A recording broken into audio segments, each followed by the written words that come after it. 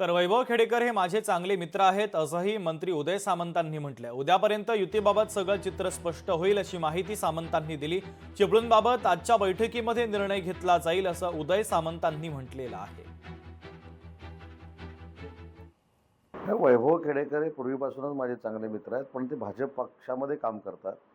मी प्रदेशाध्यक्ष रवींद्र चव्हाणांना ही विनंती केली होती की युती करायची असेल तर प्रामाणिकपणाची ही युती असली पाहिजे। त्याच्यामुळे ज्या ठिकाणी शिवसेनेचे उमेदवार भाजपासमोर उभे आहेत आणि भाजपाचे उमेदवार शिवसेनेच्या समोर उभे आहेत, ते मागं घेणं ही आपली जबाबदारी आहे।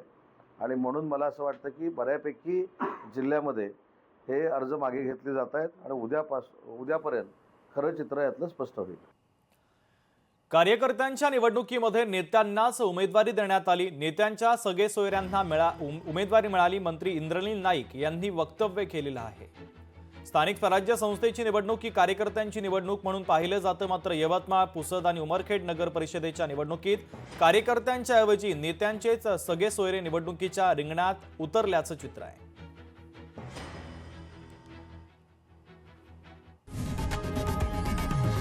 लोकशाही मराठी ऐका, पहा, जागरूक रहा।